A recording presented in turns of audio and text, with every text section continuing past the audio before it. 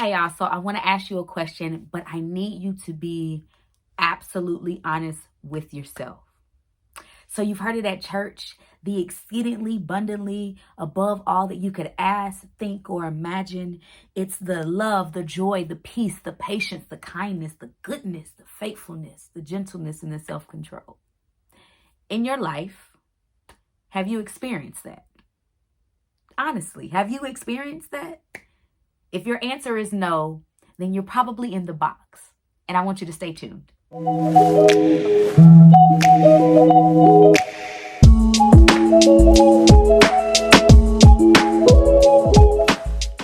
Hi guys, welcome to Wisdom Room. My name is Maya Black, and I created the Wisdom Room for a space for women to really experience God, to grow in deep connection with Him so that they can experience the love of Christ, so that they can live in the abundance and freedom that He truly has for them. I haven't created content in 3 years, and I'm actually rebranding. My original purpose was to help people become the best version of themselves. And over the last 3 years, the Lord has really helped me understand what it looks like as a believer to live in the box, and how to actually come out of that space so that I can really live in the abundance and freedom that He has for me. And I'm gonna be honest with y'all, I feel like I just got here. I feel like I just got to the area of really being like, oh, I am free. I am free from all of these things. And I really want to help y'all not have to take as long to do that. I want you to have deep connections with Jesus. So if that's something that you are interested in, that's what this channel is all about. Please consider subscribing and hitting the notification button so that you can know when we post videos. So today I want to talk to you about the box. So I'm going to look down at my computer because I have my notes down here, but I want to give y'all a definition of what the box is. So I just Googled it. It says it's a container with a flat base and size, typically square and rectangular, and having a lid or an area of space enclosed within straight lines. And this definition just tells me that it's an entrapped place. The box is a place that is enclosed.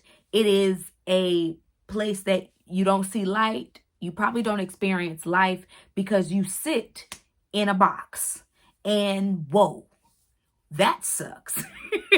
You sit in the box, and it is absolutely, I'm sure, no fun. The image that the Lord gave me when he was like teaching me this, and He showed me this space of a like a jail cell.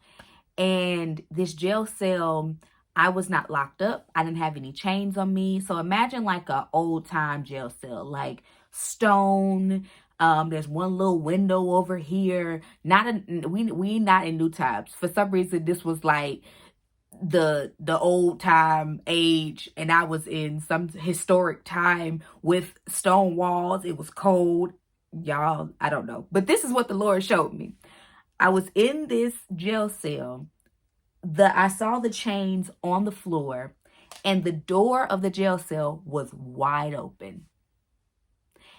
And yet I chose to sit here because it was comfortable, because I didn't know what was out there, because freedom, oh my gosh, I'm actually, whoa, I was about to cry. But freedom felt scary. It felt fearful because I didn't know what was out there. I didn't know what freedom looked like or felt like.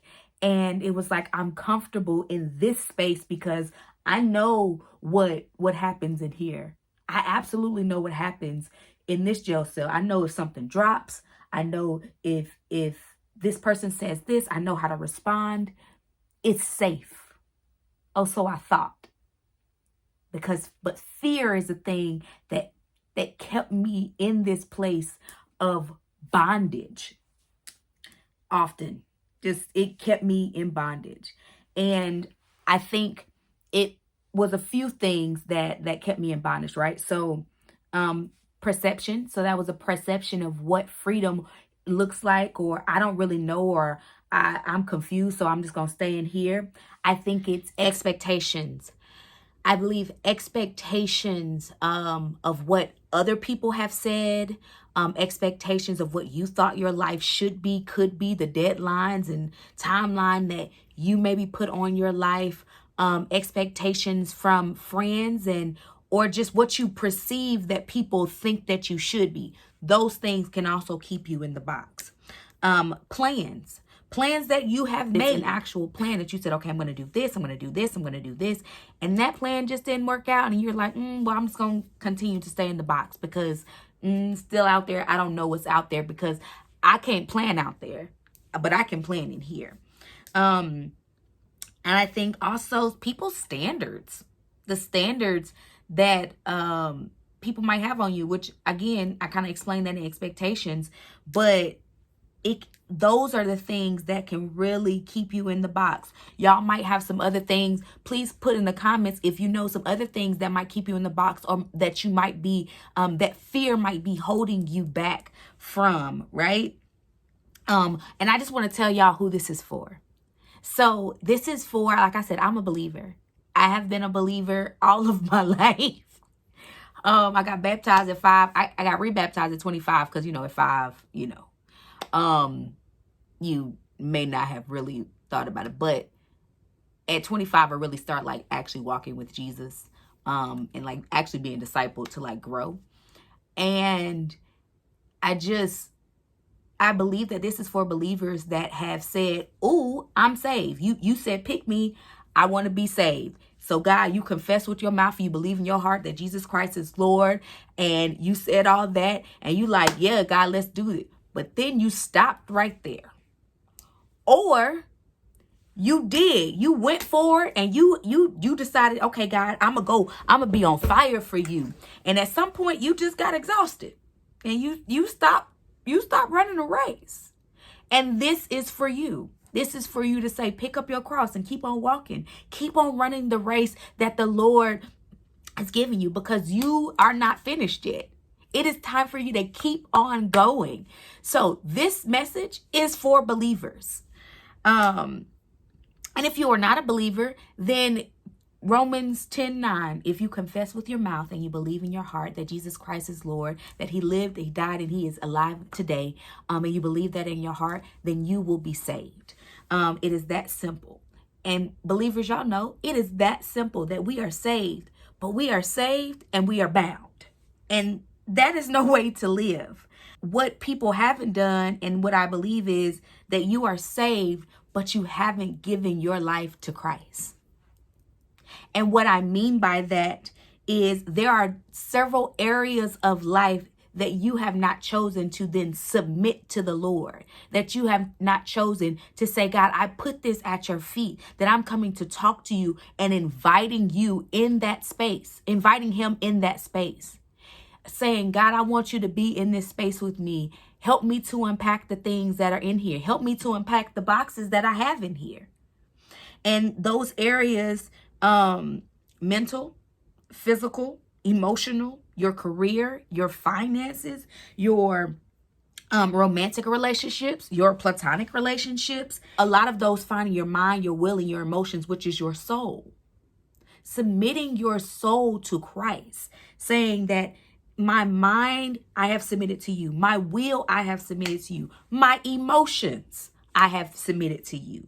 Because sometimes people don't recognize their emotions. That was me. And then there are others who then weaponize those emotions. They use them, but they weaponize them. They out here just reacting to stuff, and they just throwing darts, and they just mad. And they're like, it has become a weapon.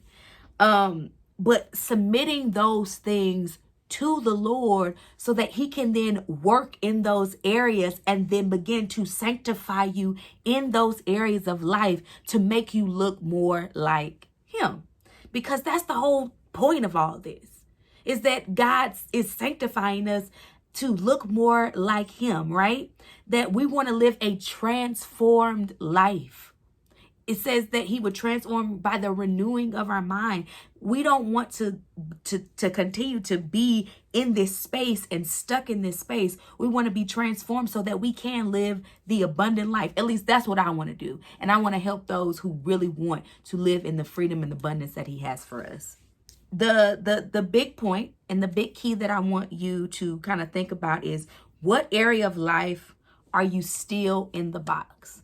Because there might be areas of life that you have really allowed the Lord, you have submitted those things to the Lord, and you are walking in that freedom. And oh my gosh, it is so beautiful to do that. But there are other areas of life that, baby girl, you still clinked up, bound up, and you just walking around in this cold jail cell. The door is wide open and you're choosing. It is a choice for you to then stay in this box and not go to freedom and not live in the abundance, the joy and the peace and the patience and all of the beautiful things that freedom has for you. You have chosen not to do that. So I want you to, again, evaluate what areas of life am I still living in that box, right? And then I do have a few other things that I want you to kind of ponder on. I want you to think about, have you ever felt pressure to plan out your life? And I think that's an area, if you ever felt pressure to plan that area of life out, probably living in the box. If so, what is that area? And from what people have you maybe felt that pressure, or person? And if it's you, then write yourself down. And then I also want you to write down a time you felt God calling you to in a different direction for that area of life, but you felt resistance because it was different than what you originally planned. Yes, so I was doing some editing. Clearly, I'm in a different outfit, but it's a whole nother day, and God dropped in my spirit to add this to the video. When you are asking these questions, make sure that you invite the Holy Spirit in.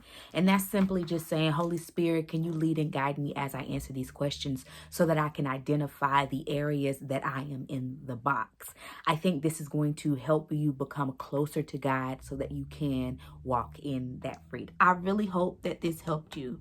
I'm gonna have more videos that kind of uncover this box. But I want you to work on this, and remember that just as honey is sweet to the taste, wisdom is sweet to the soul. I love you guys, and don't forget, subscribe, share, hit the notification button, and I'll see you guys next time. Bye.